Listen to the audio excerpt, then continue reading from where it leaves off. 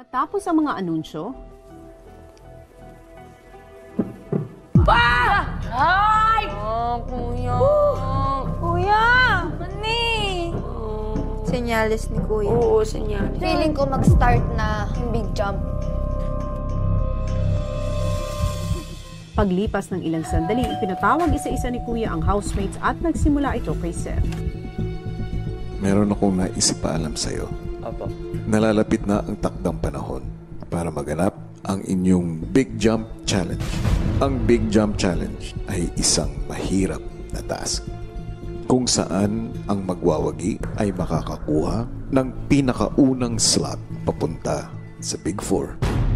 Meron ding karagdagang halaga ang pagkamit ng unang slot. Kung sakaling makuha mo ito, Seth, mawawala ka sa listahan ng mga nominado. Ngunit sa challenge na ito, dalawa lang ang maglalaro. At yan ang halaga ng 2 medal na nasa loob ng bahay ko. Dahil kung sino man ang magmamayari ng 2 medal na yon, sila lamang ang maglalaro sa Big Jump Challenge. Ang tanong ko ngayon, sa palagay mo ba, isa ka sa karapat-dapat na magsuot ng medalyang yon? Sasagot ko kuya dyan. Opo.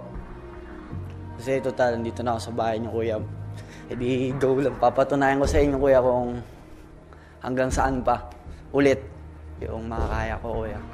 Sinasabi mo na ikaw ay karapat-dapat. Opo. Ano namang napatunayan mo dito sa loob ng bahay ko? Kuya, hindi naman sa nagmamalaki sa inyo kuya.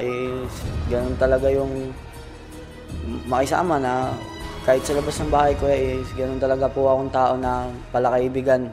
Pero ilang beses ka na bang naging nominado? Halos lahat po ng nominado ko yan, na nominado ako. Kung magaling ka nga makisama, tulad ng sinasabi mo, bakit ka lagi nagiging nominado? Paglabas ng confession room,